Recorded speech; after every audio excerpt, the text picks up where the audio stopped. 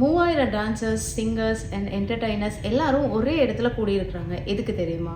உலகம் இதுவரை பார்த்துராத அளவுக்கு ஒரு பிரம்மாண்டமான நிகழ்ச்சி நடக்க போகுது. அதுக்காக தான் இவங்க எல்லாரும் ஒரே இடத்துல கூடியிருக்கிறாங்க. இந்த நிகழ்ச்சிக்கான டிக்கெட் விலை எவ்வளோ இருக்கும் தெரியுமா? அதிகபட்சமாக 2.5 லட்சம் ரூபாய்.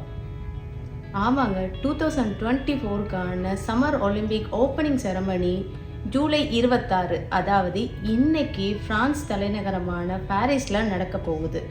இந்த ஒலிம்பிக் போட்டியெல்லாம் ஜூலை 26 ஆரம்பித்து ஆகஸ்ட் 11 வரைக்கும் நடக்க போகுது.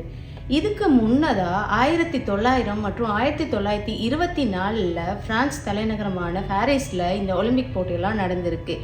இந்த தடவை நடக்கிறது 3வது முறையாக நடக்கிற ஒலிம்பிக் போட்டியாக இருக்குது. பாரிஸை தவிர லண்டனில் தான் 3 முறை ஒலிம்பிக் போட்டிகள்லாம் நடந்திருக்கு.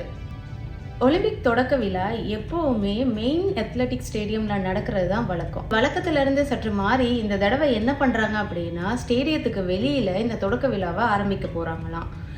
இந்த நிகழ்வு ரொம்ப பிரம்மாண்டமாக இருக்கும்னு மட்டும்தான் ஆர்கனைசர்ஸ் ஒரு ஹிண்ட் கொடுத்துருக்காங்க. அதை தவிர வேறு எந்த தகவலுமே இதை பற்றி சொல்லலை. இருந்தாலும் சில விஷயங்கள் கசிந்திருக்கு. அதாவது பிரான்ஸில் இருக்கக்கூடிய சென் நதிக்கரையோரம் நடக்க போகிற அணிவகுப்பில் கிட்டத்தட்ட 6000 வீரர்கள் கலந்துக்க போகிறாங்களாம். அது மட்டும் இல்லாமல் 3000 டான்சர்ஸ், சிங்கர்ஸ் அண்ட் என்டர்டைனர்ஸ்லாம் இதில் பங்கு பெற போகிறாங்களாம்.